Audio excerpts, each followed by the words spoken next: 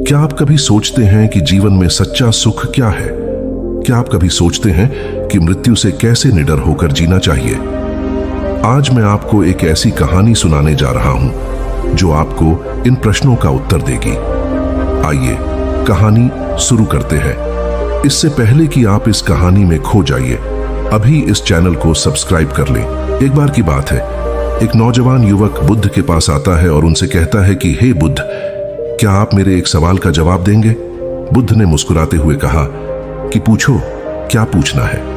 इसके बाद उस युवक ने कहा कि हे बुद्ध, मेरी उम्र अभी बहुत ज्यादा नहीं है, लेकिन मैं बहुत परेशान रहता हूं, बहुत दुखी रहता हूं। मैं आपसे यह जानना चाहता हूं कि मेरे जीवन में अभी से इतनी दुख है तो मेरी जिंदगी तो अभी बहुत बाकी है। क्या मेरे जीवन में दुख बढ़ते ही रहेंगे कि इन दुखों से छुटकारा पाने का कोई रास्ता नहीं है? यह सुनकर बुद्ध कहते हैं कि कहां है तुम्हारे दुख, मुझे तो दिखाई नहीं दे रहे। यह सुनकर वह युवक कहता है कि यह बुद्ध दुख तो मेरे अंदर है, मेरे भीतर है, वह आपको कैसे दिखाई देंगे? यह सुनकर बुद्ध उसी वक्त से पूछते हैं कि क्या तुम्हें अपने दुख दिखाई देते हैं? वो युवक कहता है कि यहां बुद्ध मैं अपने दुखों को भली भांति देख कर रहा हूं। तब बुद्ध ने पूछा कि दुखों का मूल क्या है? बुद्ध में और उस युवक में चर्चा चल ही रही होती है कि तभी एक भिक्षु दौड़कर वहां पर आता है। वह भिक्षु तथागत बुद्ध के कान में कुछ कहता है। इसके बाद बुद्ध उसी वक्त से कहते हैं कि चलो आज मैं तुम्हें जीवन का सत्य दिखाने के लिए एक जगह पर लेकर चलता हूं। वहां पर तुम्हें कुछ भी नहीं बोलना है, चुपचाप सारी बातें सुनते रहना है। इसके बाद तुम्हें अपने सारे प्रश्नों के उत्तर खुद ही मिल जाएंगे। यह कहकर वह युवक गौतम बुद्ध के पीछे पीछे चलने लगता है। कुछ दूर मिलने के बाद गौतम बुद्ध एक घर में प्रवेश करते हैं। घर में प्रवेश करने के बाद वो युवक और तथागत बुद्ध देखते हैं कि वहां पर बहुत सारे लोग खड़े हैं और बीच में चारपाई पर एक वृद्ध आदमी लेटा हुआ है। बुद्ध को देखते ही सभी लोगों ने उनके लिए रास्ते बनाई और बुद्ध उस आदमी के पास वहीं उसके चारपाई पर जाकर बैठ जाते हैं। वो युवक भी पास में ही बैठ जाता है। इसके बाद वृद्ध आदमी जो चारपाई पर लेटा हुआ था कहना शुरू करता है कि हे बुद्ध, मैं नहीं जानता कि मेरे जीवन में कितनी सांसें और बचे हैं। पता नहीं किस वक्त मुझे भगवान के घर से बुलावा जाए। मैं मरने से पहले अपने कुछ सवालों के जवाब आपसे जानना चाहता हूं। मुझे पता है कि उन सवालों के जवाब आप ही मुझे दे सकते हैं, इसीलिए मैंने आपको यहां पर बुलाया है। इसके बाद उस वृद्ध आदमी ने कहना शुरू किया कि हे बुद्ध, अपने आखिरी वक्त में मुझे अपने बचपन के दिन बहुत याद आ रहे हैं। मैं अपने बचपन के दिनों को याद करता हूं और सोचता हूं कि वो भी क्या दिन थे, ना कुछ पाने की फिक्र, ना कुछ खोने का गम। बचपन के उन दिनों को याद करके मेरी आंखों में आंसू आ जाते हैं। मुझे लगता है कि कितनी आजादी थी उस समय। मेरा मैन कितना खुला हुआ था। मन में कुछ भी पाने की इच्छा नहीं थी। जिस भी खेल में लग जाते थे उसी खेल में पूरे दिन लगे रहते थे। लेकिन कुछ समय बाद जैसे जैसे मैं बड़ा होने लगा, वैसे वैसे लोग मुझे जिंदगी की दौड़ में आगे निकलने के लिए कहने लगे। मेरे पिता अक्सर मुझसे कहा करते थे कि तुम पढ़ाई में अपने भाई जैसे क्यों नहीं हो, तुम दूसरे लोगों से पीछे क्यों रहते हो। यह सब सुनकर मेरा मन बहुत बेचैन रहने लगा। लोग मुझे बहुत ताने मारते थे क्योंकि ना तो मैं खेल में अच्छा था और ना ही पढ़ाई में अच्छा था। सब लोग मुझे किसी और की तरह बनने के लिए कहते थे और उन तानों से तंग आकर मैंने जीवन में कुछ हासिल करने का निश्चय किया। मैंने अपने आप से वादा किया कि मैं भी अपने भाई की तरह कामयाब इंसान बनूंगा और इसके लिए मैं दिन रात मेहनत करने में लग गया। शुरुआत में बहुत मुश्किल है, बहुत निराशा हाथ लगी, लेकिन मैंने हार नहीं मानी और मैंने खुद अपना व्यापार खड़ा कर लिया। उसके बाद मुझे कुछ पाने का एहसास हुआ। मुझे बहुत खुशी हुई क्योंकि जो लोग मुझे ताने देते थे वही लोग अब मेरे आगे पीछे घूमने लगे थे। कुछ वक्त बाद एक रईस बेटी के साथ मेरी शादी हो गई और उसके बाद मुझे लग रहा था जैसे मेरा जीवन स्वर्ग बन गया हो। कुछ साल बाद मुझे 2 बेटे प्राप्त हुए। दोनों बहुत ही सुंदर और हर्ष थे। अब मेरा मन मेरे बच्चों के लिए कुछ करने को उत्सुक हो गया। मैं और भी ज्यादा धन कमाने में लग गया और जल्द ही मैं अपने नगर का सबसे बड़ा व्यापारी बन गया। सब कुछ अच्छा चल रहा था, लेकिन अनहोनी को कौन टाल सकता है। एक दिन अचानक मेरी पत्नी मुझे छोड़कर चल गई। इससे मुझे बहुत गहरा सदमा पहुंचा। मैं कई दिनों तक अपने घर से बाहर नहीं निकला। मेरे बेटे मुझे हिम्मत दे देते कि पिताजी माताजी तो नहीं रही, और जो हो चुका वो वापस नहीं आ सकता। लेकिन हम दोनों भाई आपका हमेशा साथ देंगे, आपकी हमेशा सेवा करेंगे। आपको किसी बात की कोई चिंता करने की आवश्यकता नहीं है। और धीरे धीरे मैंने भी अपने मन को समझा लिया कि अब तो मुझे अपने प्रिया पत्नी के बिना ही जीना पड़ेगा। इसीलिए मैंने अपना मन अपने बेटों के साथ जोड़ लिया। उनकी खुशी में ही मुझे खुशी होती थी, उनके दुख में ही मुझे दुख होता था। इसके बाद मैंने कहा कि ही बुद्ध जीवन चक्र में अक्सर मुझे महसूस होता था कि आखिर जीवन क्या है, जीवन को उसके गहराइयों में कैसे जाना जाए, ये कैसे जाना जाए कि मैं कौन हूं और मैं इस दुनिया में क्या करने के लिए आया हूं। ऐसे तमाम सवाल मेरे मन में उठते रहते थे। और मुझे आपके बारे में भी पता चला कि बुद्ध ऐसी ध्यान की प्रणालियों बताते हैं जिससे जीवन का मतलब समझा जा सकता है। लेकिन मैं हमेशा सोचता रहता था कि पहले मैं अपने जीवन से दुखों और परेशानियों को दूर कर देता हूं, उसके बाद ध्यान में मैं अपना पूरा मन लगाऊंगा। और यही सोच सोच कर मैं कभी ध्यान नहीं कर पाता था। धीरे धीरे वक्त बीता रहा और आखिर में उम्र ढलने के बाद में बीमार पड़ गया। वैसे मेरे जीवन में कोई कमी नहीं रही।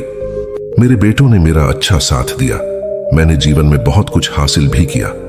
लेकिन अब मैं अपने जीवन में अगर पीछे मुड़कर देखता हूं तो मुझे एहसास होता है कि मेरे बचपन के दिन ही सबसे प्यारे दिन थे। तब उस आदमी ने बुद्ध से पूछा, मैं चंद मिनट का मेहमान हूं, ये मैं जानता हूं, लेकिन क्या कुछ ऐसा सूत्र मुझे बता सकते हैं जिससे कि मैं सुकून से मर सकूं, मेरे मन के सारे सवाल जवाब शांत हो जाएं और मैं जीवन का असली मतलब समझकर मर सकूं।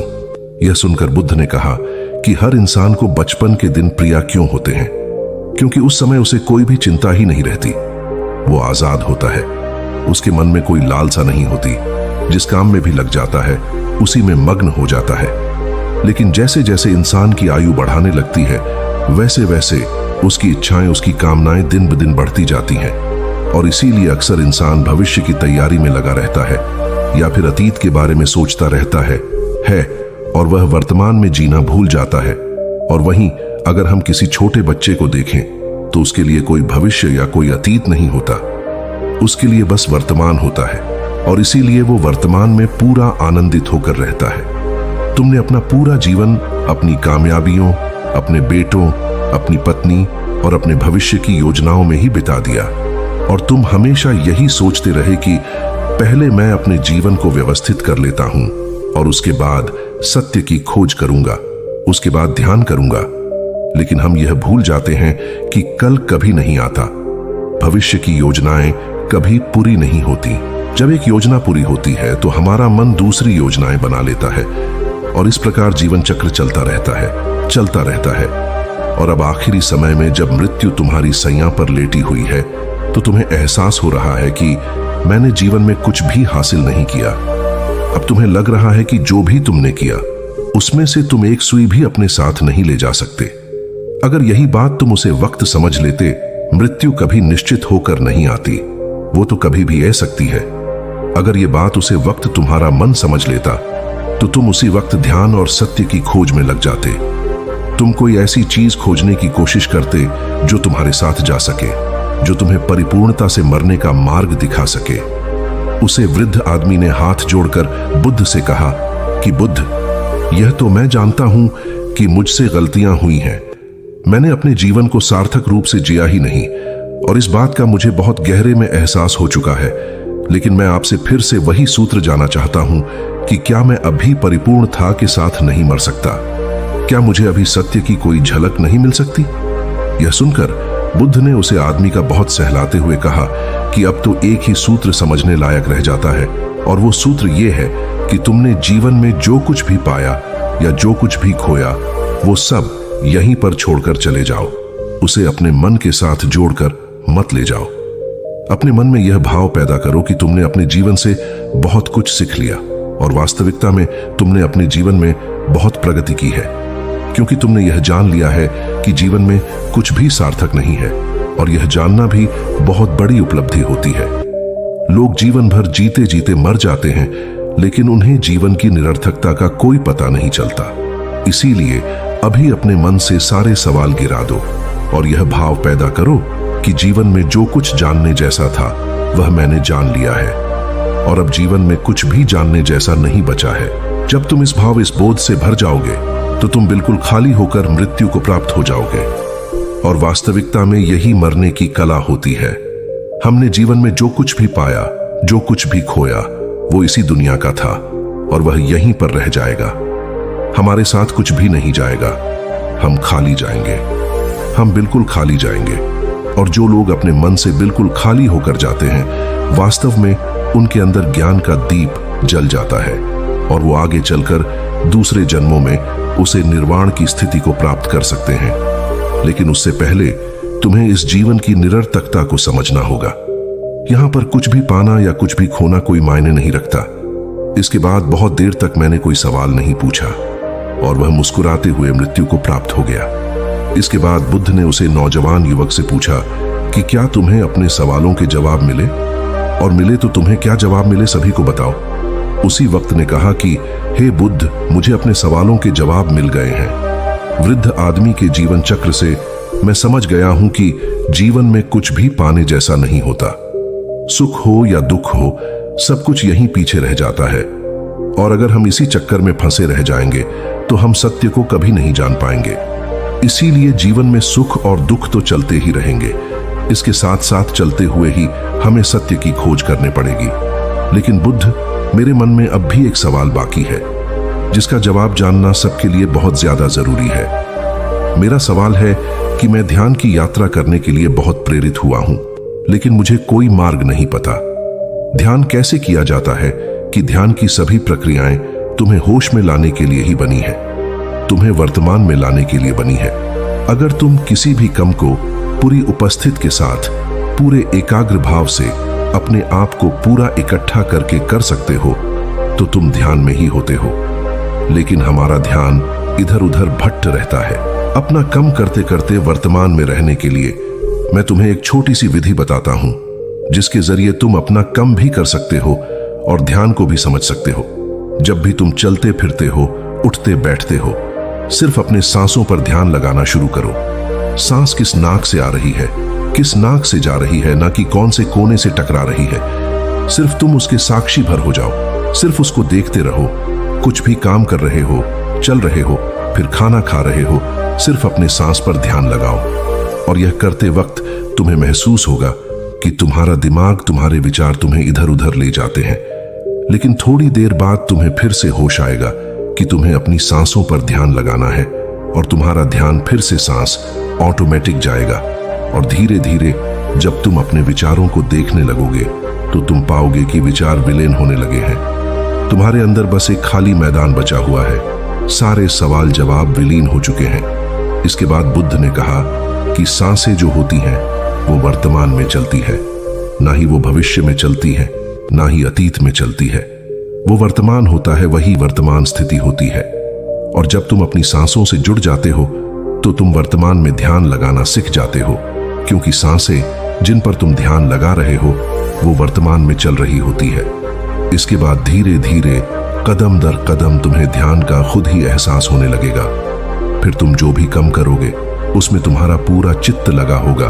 तो शुरुआत वहीं से करो जहां पर तुम हो, यहीं से अभी से अपनी सांसों को पकड़ना शुरू कर दो। तो दोस्तों, कैसी लगी आपको यह कहानी? कमेंट सेक्शन में जरूर बताना, और अच्छी लगी तो इस चैनल को सब्सक्राइब करना मत भूलना। तो मिलते हैं अगले कहानी में, तब तक के लिए अपना ख्याल रखें।